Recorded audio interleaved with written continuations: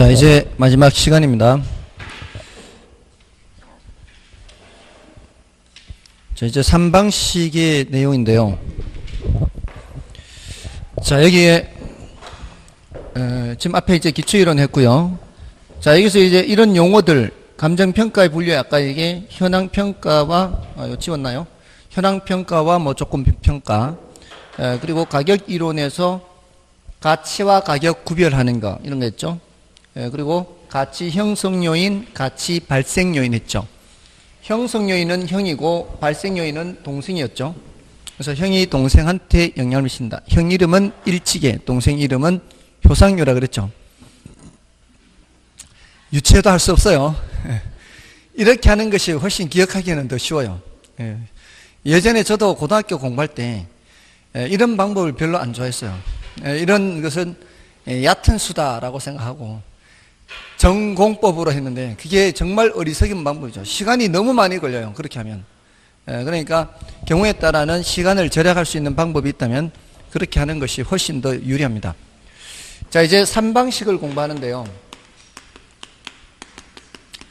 원가 방식 하는 게 있고요. 여기서는 이제 용어를 빨리 익혀야 돼요. 비교 방식, 그 다음에 수익 방식. 이 용어 자체를 질문하기 때문에 낯선 용어들이 좀 빨리 익숙해지도록 자꾸 훈련을 하셔야 돼요. 물건을 평가할 때 세 가지 방식으로 평가하는데 그게 이제 하나는 원가 방식이라고 하는 요거는 뭐 별로 이 자체는 별로 어렵지 않아요. 근데 이제 그 갖고 있는 속뜻이 이제 어려워서 그렇죠. 원가라는 게 뭐겠어요? 원가. 어떤 물건을 만드는데 들어가는 원가, 그 원가를 말하는 거예요. 근데 이게 사실은 이게 이론적인 배경은 아주 깊어요. 옛날에 고전학파라고 하는 경제학파가 있는데 그 고전학파는 노동가치설을 해가지고요. 물건의 가치를 어떻게 판단을 했는가 하면은 이 물건을 만드는데 1시간이 걸려요. 이 물건을 만드는데. 근데 요 물건을 만드는 데는 2시간이 걸려요. 그러면은 이 물건, 책을 만드는데 1시간, 책상을 만드는 데는 2시간 하면은 책상의 가치는 책의 가치보다는 2배다. 이렇게 보는 거죠. 굉장히 설득력이 있죠. 그리고 단순하고. 그렇잖아요. 어떤 물건을 만드는데 시간이 많이 들면 많이 들수록 그건 물건의 가치가 높다라는 거죠. 자, 근데 요거는 뭘 생각 못 했는가 하면은 수요자 입장을 생각을 못 한 거예요. 공급자 입장에서의 가격이라고 볼 수 있어요. 왜냐하면 아무리 10시간을 걸려서 만들었다 해도 사람들이 별로 좋아하지 않는 거 만든 거예요. 허심 쓴 거죠. 그러면은 가치를 그렇게 수요자들은 높게 안 쳐주거든요. 니 아무리 돈 많이 들였다 해도 이건 뭐 내가 별로 좋아하지도 않고 내가 얻는 편익도 별로 크지도 않는데 그걸 그렇게 비싼 돈 주고 살 리가 없다는 거예요. 그걸 뭘 보면 알 수 있는가 하면은 우리 왜 그 건물을 지을 때 고급 자재를 이용하고 이렇게 튼튼하게 짓고 해서 만들었어요. 근데 그 지역이 상권이 죽어요. 상권이 죽으면 그 건물 지을 때 아무리 돈을 많이 들여도 내가 이 건물 사가지고 앞으로 임대료 수익을 얻을 수가 없어요. 그러면은 여러분들 사는 사람 입장에서 니 아무리 돈 많이 들여서 지어도 그 내 비싸게 안 산다는 거죠. 사는 사람 입장에서는 그걸로 얻는 편익이 그만큼 커야 되는 거예요. 근데 그 편익이라는 게 그게 주변 환경에 따라서도 달라지고 이렇게 달라질 수 있다는 거예요. 그래서 앞으로 얻을 수 있는 편익 또는 수익을 보고 평가하는 방식이 바로 이 수익 방식이에요. 이거는 수요자 입장에서요. 그렇지 않겠어요? 충분히 납득이 되시죠? 그러니까 이런 입장도 있고 이런 입장도 있다는 거예요. 근데 이제 경우에 따라서는 이런 식으로 평가할 때도 있다는 거예요.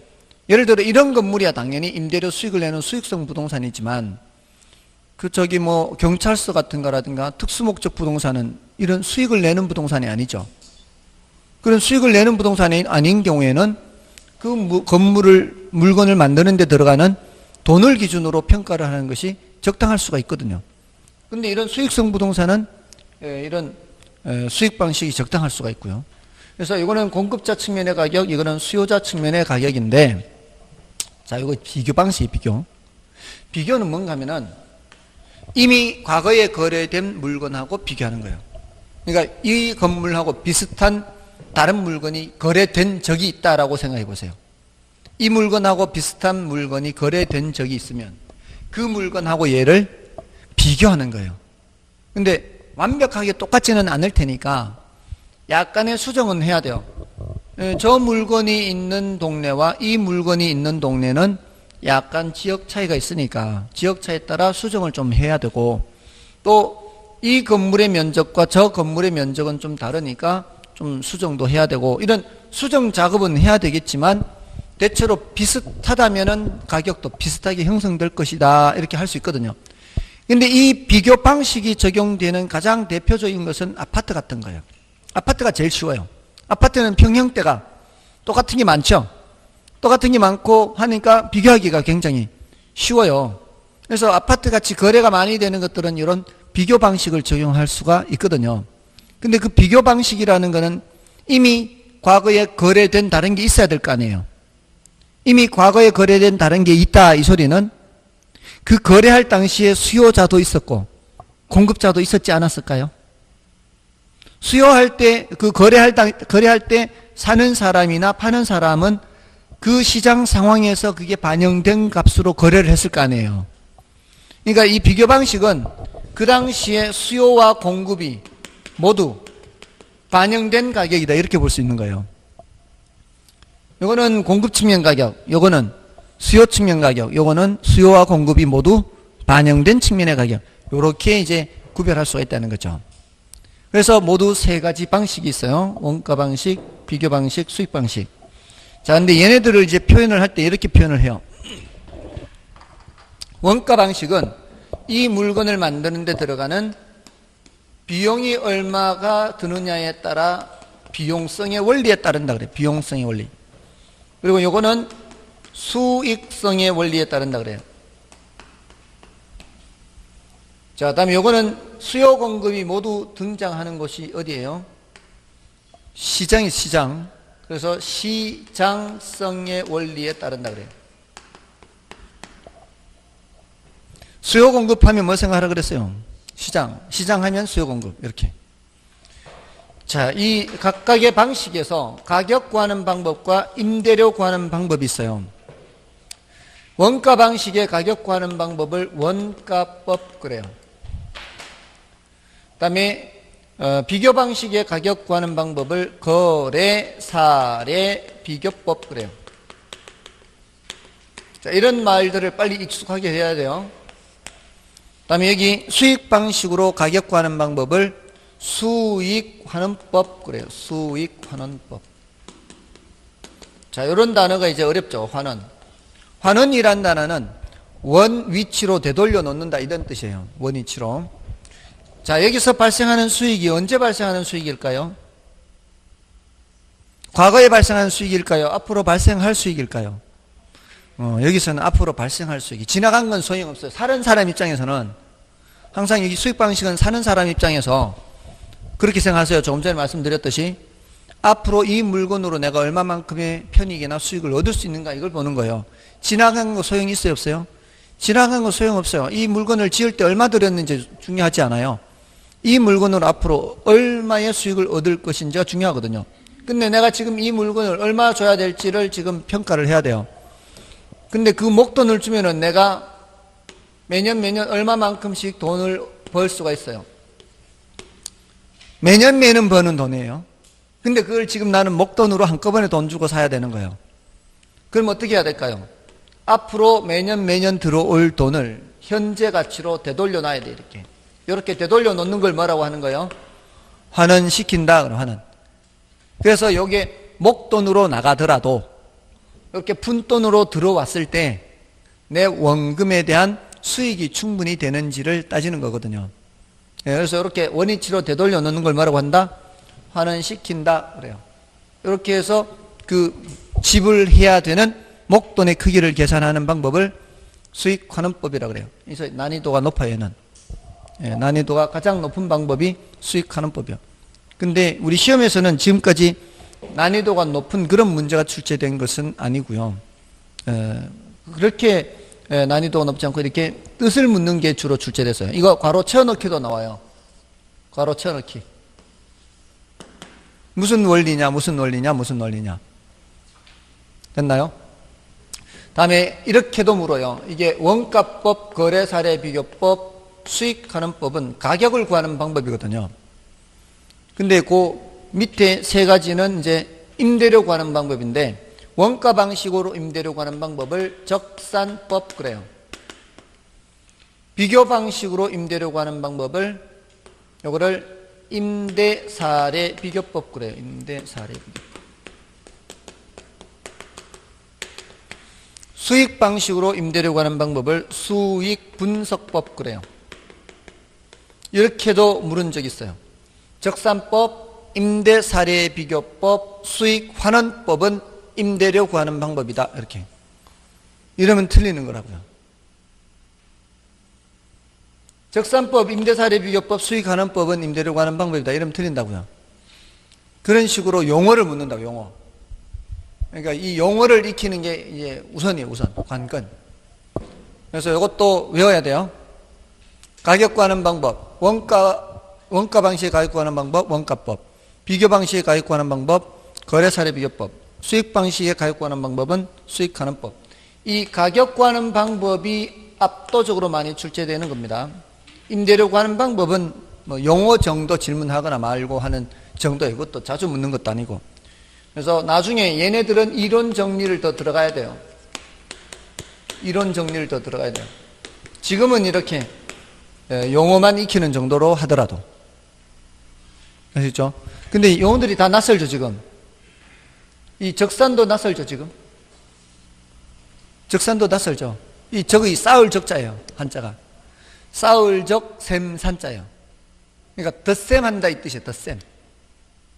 덧셈 해서 계산한다. 왜 그럴까요? 원가 계산할 때 그 원가를 계속 더해 나가는 거죠. 무슨 비용, 무슨 비용, 무슨 비용 이렇게. 그래서 적산법 이렇게 얘기를 해요. 자, 이렇게 이제 3방식의 이걸 6개 방법이라고 그래요. 6방법. 6방법이라 하는데 나중에 이제 그 비교 방식에 감정평가 규칙상 무슨 공시지가 기준법에서 하나 더 있긴 한데 그건 이제 우리나라에서만 독특하게 하는 얘기고요. 원래 이제 미국이나 일본 이렇게 부동산 학에서 이론적으로는 이렇게 6개 방법을 얘기를 합니다. 우리나라에서만 독특하게 공시지가 기준법에서 우리나라는 이제 표준지 공시지가를 공시하니까 그렇게 하기도 하는데요. 그건 나중에 설명드릴 거예요. 일단 이제 6개 방법 용어를 익혀야 됩니다. 그 다음에 각각의 방법으로 구한 시산가액 또는 시산임료가 있어요. 이 용어를 이제 여기 표를 다 기억해야 돼요.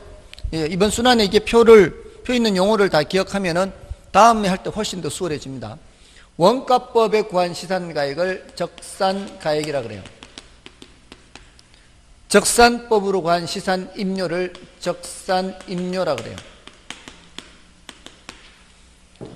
자, 이것도 처음 듣는 단어죠. 시산이란 말은 시험 삼아 계산해봤다 이런 의미예요. 그러니까 감정평가액을 결정한 것은 아니에요. 감정평가액을 결정하기 직전 상태의 금액을 뭐라고 한다? 시산가액이라고 해요. 지금 분위기는 거의 너는 알아서 해라. 그냥 나는 나대로 갈란다. 지금 거의 물과 기름의 수준이에요, 지금. 아니, 뭔 얘기를 하면 이게 반응이 오는 게 느낌이 와야 되는데, 아무런 반응이 오지 않고 있어, 지금. 지금 이제 지칠 대로 지쳤어요. 이거 겨우 수업을 이제 3시간 하고 이제 4시간째 하는데, 아무래도 뭔가 다른 특단의 대책을 세워야 되는데, 이게 마칠 때가 다 돼서 어떻게 옥상에 집합을 시킬 수도 없고, 시작한 지 얼마 안 됐다면 이제 옥상에 집합시켜서 이렇게 정신 바짝 차리게 해서 다시 수업을 하겠다마는, 솔직히 그랬죠, 지금 방금. 다들. 이제 끌려가는 대로 그냥 가는 대로. 이게 남의 얘기가 아니고 이제 여러분들이 하셔야 되는 거예요. 남의 얘기 아니에요. 이게 여러분 다 하셔야 되는 거예요. 지금 거의 이 표정이나 이런 하는 모습이 남의 얘기하는 것 같은 느낌. 적산이란 단어가 지금 몇 군데 나오죠. 원가라는 단어가 두 군데 나오죠. 지금 모두가 6개 단어예요. 원가 방식, 비용성 원리, 원가법, 적산법, 적산가액, 적산입니다. 여기도 6개 용어가 나오고 여기도 6개, 뭐 18개 용어인데 원가 방식에서는 원가라는 단어가 두 군데 나와요. 원가 방식, 원가법. 나머지는 세 가지는 적산, 적산, 적산. 이거 이제 비용성의 원리만 있고요. 그러니까 원가 방식의 가격 구하는 방법까지만 원가법. 나머지는 적산법, 적산가액, 적산임료 이렇게. 그 패턴을 좀 기억을 하시라고, 구조를. 자, 여기서는 비교 방식이고 시장성의 원리에 근거한다 그랬죠. 요거는 다른데 나머지는 비교 또는 비준이라는 단어가 다 있어요. 비교 방식이니까.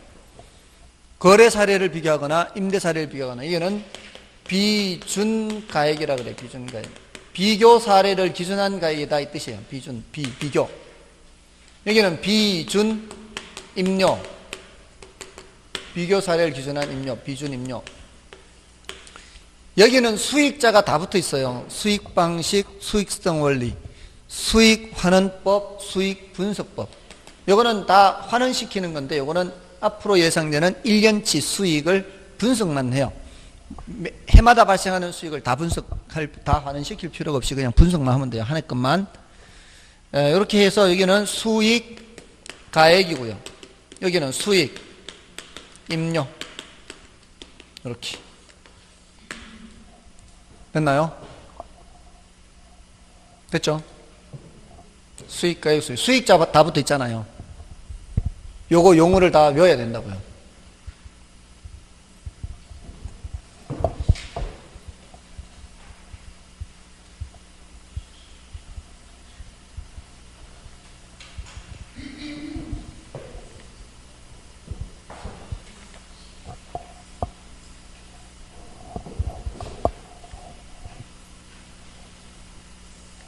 이렇게 했을 때 다시 해볼까? 여기 무슨 방식? 원가 방식. 무슨 원리? 처음 출발부터 틀렸어요. 원가 방식. 비용성의 원리.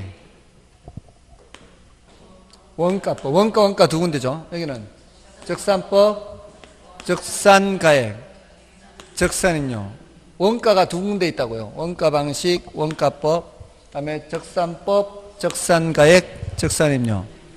이거는 무슨 방식? 비교 방식. 이거는 시장성 원리. 수요 공급이 다 반영되는 건 시장이에요. 시장성의 원리고, 여기 비교 다 있다 그랬죠. 여기는 뭘 비교하는 거예요? 거래 사례 비교법. 여기는 임대 사례 비교법. 거래 사례냐, 임대 사례냐. 여기는 무슨 가액? 비준 가액. 여기는 비준 임료. 다음에 여기는 무슨 방식? 수익 방식. 무슨 원리? 수익성의 원리. 수익 환원법. 여기는 수익 분석법. 여기는 수익가액, 수익 임료. 이런 식으로 자꾸 연습을 해보시라 이 말이에요. 이렇게 하는 거 하고요, 안 하는 거 하고 달라요. 제가 이렇게 하면은 여러분들이 한 번이라도 더 머리를 써야 되거든요. 여기 채워 넣어야 되니까. 그죠? 그러니까 여러분 저한테 진짜 고맙다 그래야 돼. 치매 예방에도 도움이 되고, 머리를 조금이라도 쓰게 되면은, 그러지 않나요? 치매 방지에 도움이 되는 게 뭐 머리 자꾸 쓰는 거잖아요. 머리를 쓰게 하는 거. 그럼 그 치매가 이게 저게 아니라면서요. 뭐 유전적인 요인도 있는데 반드시 유전적인 요인이 있는 것은 아니라면서요. 치매가 유전적인 요인만 있는 건 아니래요. 그러니까 저 깜짝 놀랐어요. 그래서 나도 조심해야 되는구나. 저희는 양쪽에 이제 치매이신 분이 안 계시니까 그래서 저는 안심하고 있었죠. 근데 유전적인 요인뿐만이 아닌 다른 요인도 있다고 하길래 그때부터는 아이고 나도 머리를 좀 써야 되는구나. 근데 제가 머리는 안 쓰고 여러분 머리 쓰게는 도와드리고 있어요. 지금 자꾸 써봐야 돼요. 써봐야 되고 지난주 숙제 가유순전어도 자꾸 써보고 자꾸 이렇게 머리를 쓰세요. 그렇게 머리를 쓰면은 훨씬 낫습니다. 이게 공부하는 게. 사실 사람들이 머리를 쓰는 거를 좀 싫어하는 편이긴 한데, 자, 아무튼 다 외워야 되는 거예요. 자, 여기 이제 시산가액 시산임요. 이제 시험 삼아 계산한 가액이다. 이런 뜻이거든요. 아직 감정평가액을 결정하기 직전이에요. 이거는 어떤 거하고 비슷한가 하면은 진품 명품에서 그 감정평가액을 결정하기 전에 그 쑥뚝쑥뚝 한다 그랬잖아요. 그 전문위원들마다 나름대로 평가하는 금액들이 있을 거 아니에요.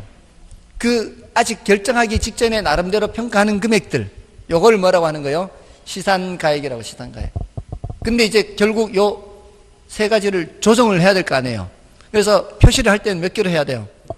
하나로 표시한 하나로. 그거를 시산가액 조정이라고 그래요. 시산가액 조정은 어떻게 할까요? 이 말이에요. 요거 세 가지를 다 더해서 3으로 나누면, 예를 들어 이게 이 적산가액이 8억, 비준가액이 9억, 수익가액이 10억, 이러면 어떻게? 세 개를 더해서 3으로 나누어서 9억, 이렇게 하면 안 되고요. 그렇게 하면 안 돼요. 그렇게 하면 안 되고, 각각에 대해 가중치를 달리해요. 각각에 대해. 예를 들어서 아파트 같은 거 있잖아요. 아파트 같이 거래가 활발한 거 있죠. 이런 것들은 여기에 가중치를 제일 높게 둬요. 아파트 같이 거래가 활발한 것들은. 그는 비교 방식을 제일 우선으로 친다고요. 그 다음에 이런 데 이제 가중치를 달리 하는 거죠. 이걸 가중치라 그래요. 가중치. 가중치를 달리 하는 거예요. 그렇게 해서 평가액을 결정하는 거예요. 가중치를 달리해서. 물건의 성격에 따라. 아파트 같은 거는 여기가 가중치가 제일 높아요. 이런 수익성 부동산은 여기가 가중치가 제일 높고요. 경찰서나 이런 특수 목적의 부동산은 여기가 가중치가 제일 높아야 되겠죠. 이런 거 별로 없을 거니까. 맞나요? 그렇게 해서 가중평균을 하는 거예요. 여기도. 그러니까 가중평균 개념이 계속 많이 등장해요. 혹시 자녀분이 중학교 1학년 있으신가요?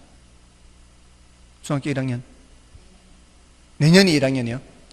그러니까 지금 1학년이면 내년에 2학년이 되는 경우 그 소금물 농도 하는 거예요. 소금물 농도. 그런 문제 있죠. 소금물 농도 문제.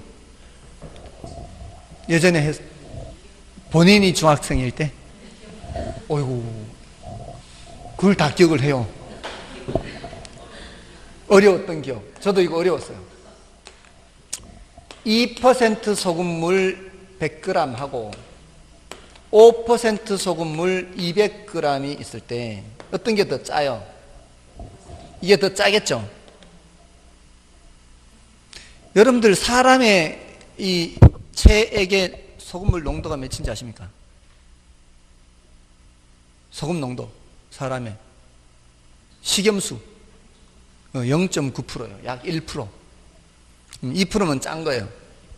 0.9%가 딱 사람의 이 소금 농도, 나트륨, 염화나트륨 농도하고 비슷해요. 1% 정도가. 그러니까 물 100g에 소금 1g 넣으면 되는 거예요. 거의 딱 알맞은 정도예요. 근데 이게 더 짠 거예요. 그러면 두 개를 섞으면 몇 퍼센트 소금물 몇 g이 될까요? 이런 거를 연립방정식으로 했거든요. 연립방정식으로 X, Y 해가지고 그렇게 해서 했는데 이거보다는 짤 거 아니에요.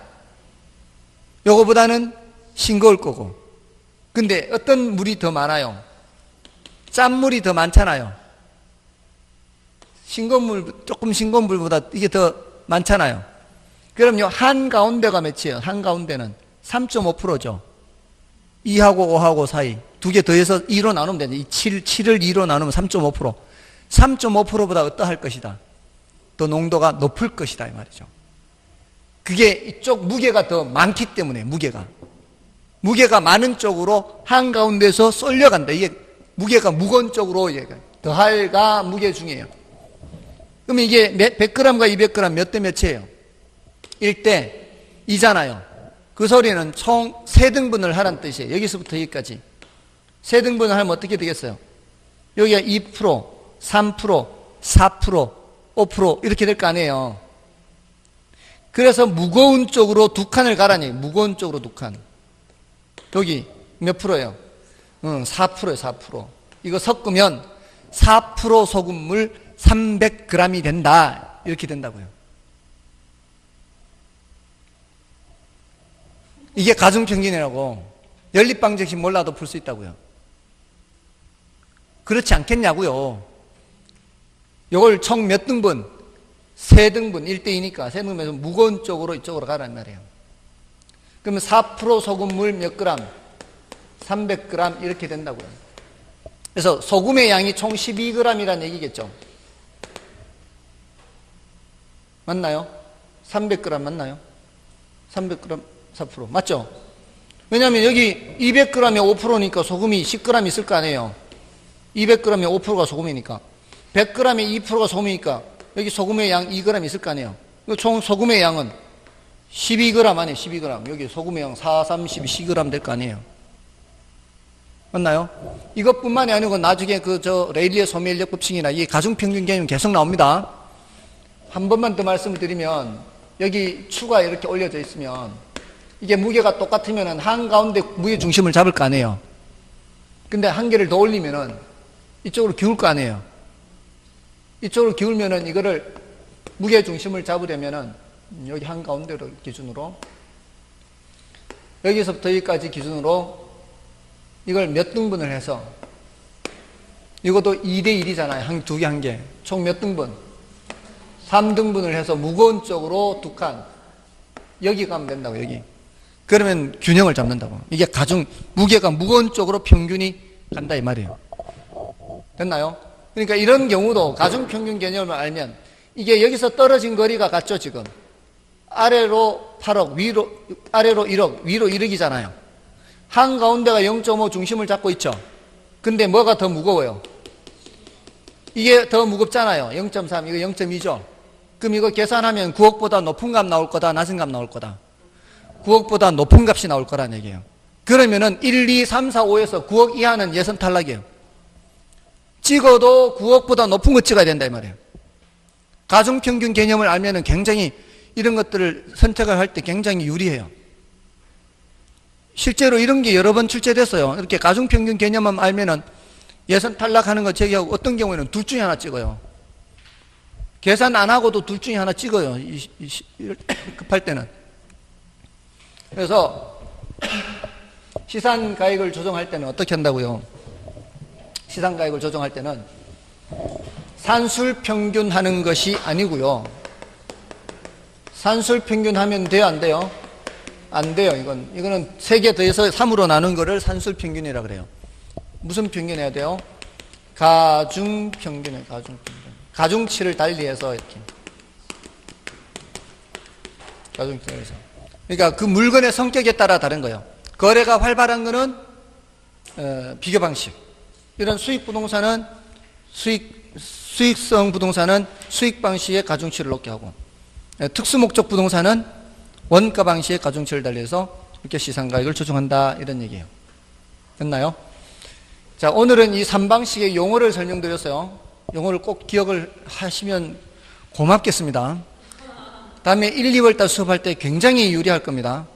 이 용어를 이미 알고 들어가는 거하고 지금 용어가 헷갈려, 용어도 아직 익숙하지 않은 상태에서 수업하는 거하고는 천지 차이예요. 그 다음에 이제 3방식 쭉 다 지나가시고 맨 끝에 부동산 가격 공시제도가 있어요.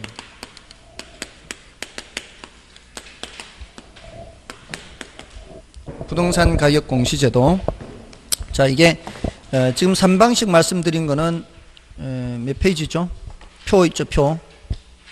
그 483쪽에 표를 말씀드렸고 그 밑에 시산가액 조정을 말씀을 드렸어요. 그리고 485쪽에 이제 구체적으로 원가 방식부터 들어가죠. 이제 원가 방식, 그다음에 494쪽에 비교 방식. 자, 이 3방식을 이제 이론적인 것을 공부를 하는 거예요. 그다음에 500쪽인가요? 501쪽이죠. 501쪽에 수익 방식 이렇게 해서 3방식을 공부하게 될 겁니다. 이런 것들은 이제 용어가 익숙하다는 전제하에 할 것이고요. 그 다음에 이제 마지막으로 하는 것이 부동산 가격 공시 제도거든요. 그거는 539쪽인가요? 539쪽에 부동산 가격 공시 제도가 있어요. 자, 이 부동산 가격 공시 제도는 이제 세 수로 나누어져서 토지 가격을 공시하고요. 토지 가격 공시, 주택 가격을 공시하고요. 그다음에 비주거용 부동산, 비주거용 부동산입니다. 이렇게 세 수로 나누는데 토지 가격 공시는 역사가 이제 가장 오래됐어요. 요거는 1990년부터 이 제도를 시행했어요. 1990년. 벌써 몇 년? 28년 됐죠. 주택 가격 공시는 이게 한 12년 정도? 11, 2년 정도 됐어요.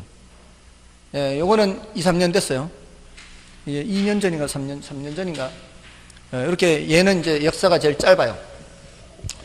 이 토지 가격 공시 때문에 아까 표준지라는 말씀을 드린 거예요. 전국에 약 4천만 필지의 토지가 있는데 그 중에 50만 필지를 샘플로 뽑아서 감정평가업자한테 국토교통부 장관이 의뢰를 해요. 가격을 산정해 달라고. 그렇게 해서 표준지 공시지가를 산정을 해서 2월 말까지 공시를 해요. 그리고 그 감정평가업자들이 그 표준지 공시지가를 산정할 때 그 토지가격 비준표라고 해서요. 자, 제가 아까 80개 중에 1개꼴로이라 그랬죠. 80개 중에 1개꼴로 표준지가 선정이 되어 있어요. 다른 주변 토지를 대표할 수 있는.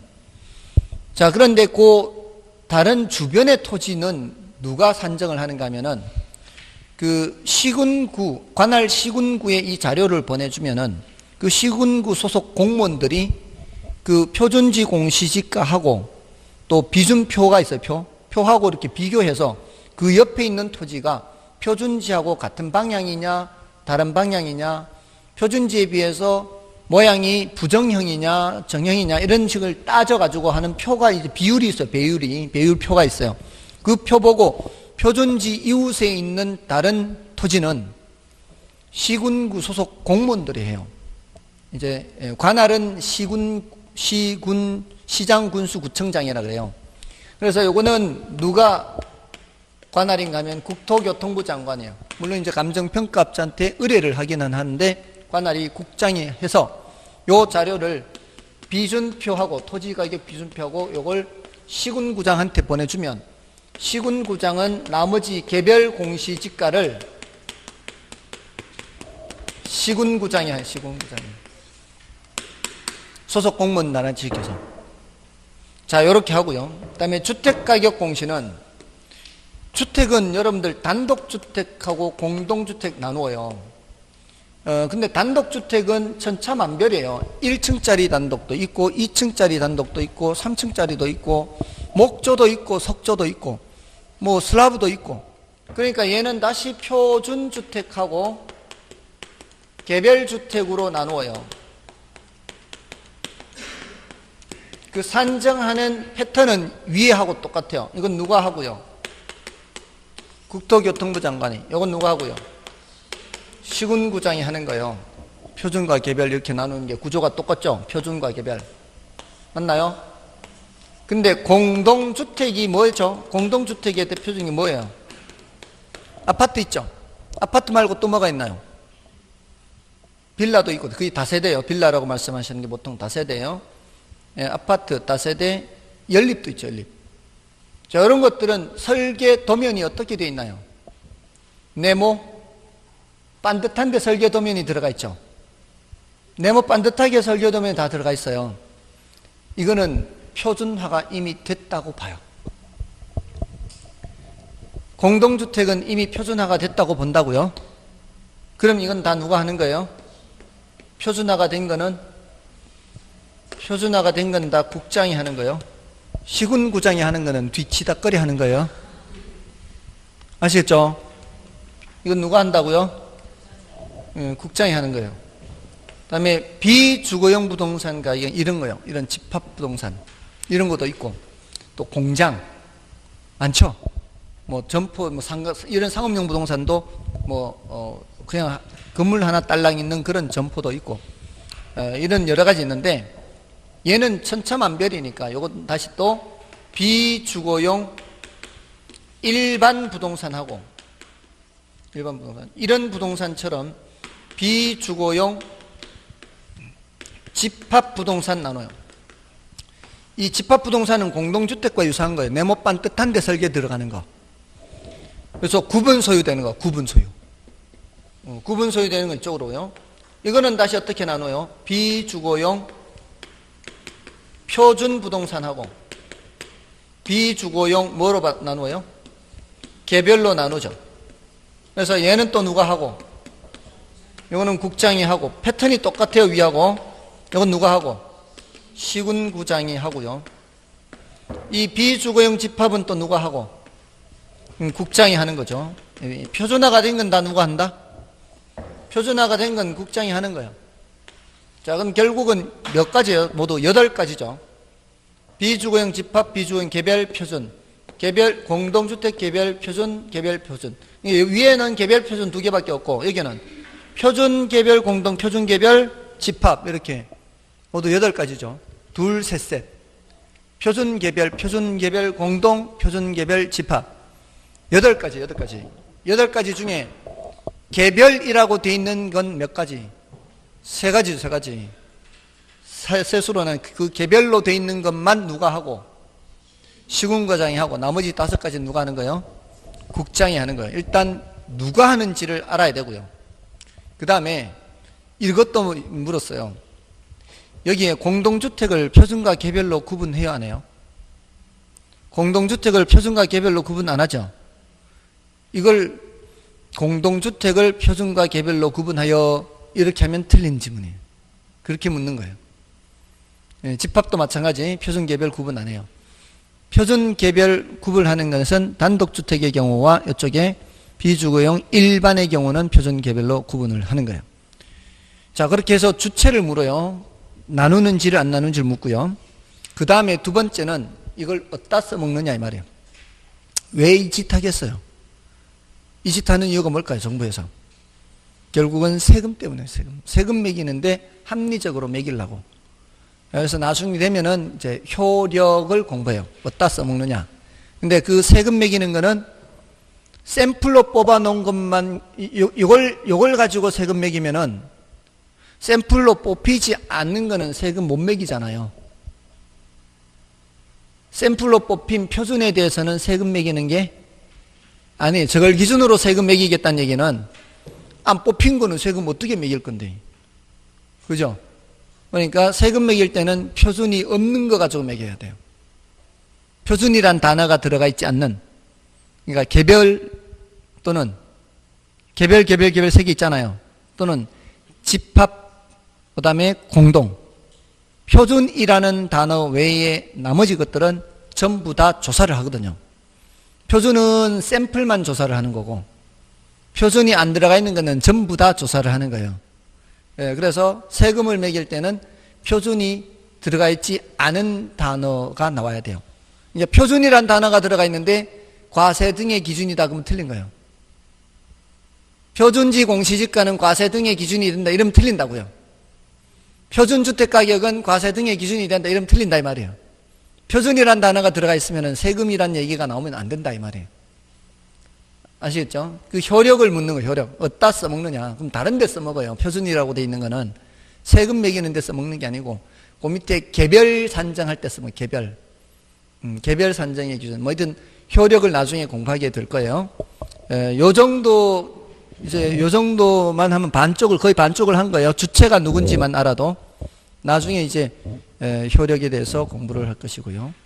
자, 아무튼 이렇게 해서 이제 감정평가 여기 부동산 가격 공시제도까지 말씀을 드렸는데, 아무튼 여기 용어들, 이런 용어들이 좀 익숙해지도록 좀 반복을 좀 해두시고요. 처음에는 일단은 동영상을 좀 듣고요. 그 다음에는 이제 문장을 계속 읽어야 돼요. 결국은 시험을 칠 때는 문장으로 시험을 치죠. 제가 아무리 구어체로 이렇게 풀어서 설명을 하더라도 시험에는 구어체로 나오는 게 아니죠. 시험에는 문장으로 표시된 것으로 나온다는 거죠.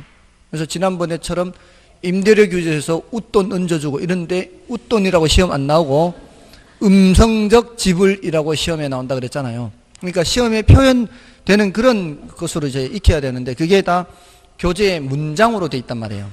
그래서 아까도 말씀드렸듯이 리츠를 말씀을 드리면서 리츠는 구조조정하는 회사에 이 현금을 쉽게 마련해 주기 위해서 그 회사 구조조정하는 회사의 부동산을 사주기 위해서 부동산 투자 회사가 만들어졌다. 이 배경을 했는데 아까 문장으로 표현되어 있는 경우에는 그게 아니죠. 소액 투자자들로부터 자금을 모집하여 이런 식으로 표현된다는 거예요. 그게 그러니까 이렇게 구어초로 풀어서 설명하는 것과 문장으로 되어 있을 때 이걸 매치를 시켜서 공부를 할 수 있도록 해야 돼요. 그리고 그 과정에서 혹시 모르는 게 있으면은 질문을 하시고요. 근데 지난번에 전화번호 알려드렸나요? 전화번호 안 알려드렸나요? 혹시 공부하시다가 모르는 게 있으면 문자를 보내십시오. 제가 전화번호를 알려드리는 이유는 시간을 절약하시라고.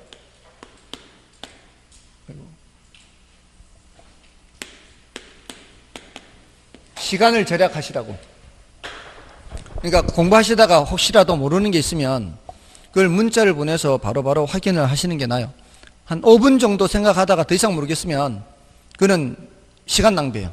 더 이상 생각하지 마시고 체크해놓고 질문을 하시거나 문자를 보내시거나 그렇게 하시라고요. 그게 여러분의 시간을 절약하는 방법이에요. 중요하지 않은 데에 고민을 할 수도 있고요. 또 간단하게 말씀드리면 해결할 수 있는데도 불구하고 그거를 그렇게 하지 않고 시간 낭비를 할 수가 있습니다.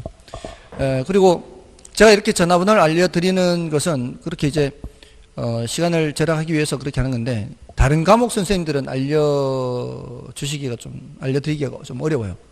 법 과목 선생님들은 이게 학습과 관련 없는 내용으로 질문해요. 우리 집에 송사가 발생했는데 어떻게 하면 좋으니? 이 학습과 관련 없이. 그죠? 굉장히 많이 질문합니다. 그러니까 저는 관계가 없어요. 저는 그런 거 가지고 할 리가 없으니까. 저는 시험 칠 때까지만 필요하죠. 시험 칠 때까지만 필요하고 그 이후로는 필요 없습니다. 간혹 전화 오기는 해요. 민법 교수님 전화번호 좀 알려주세요. 제가 필요한 게 아니고. 아무튼 오늘 이렇게 마치고요. 1월 달부터는 이제 다시 처음서부터 좀 더 자세하게 수업을 들어갈 겁니다. 애쓰셨습니다. 감사합니다.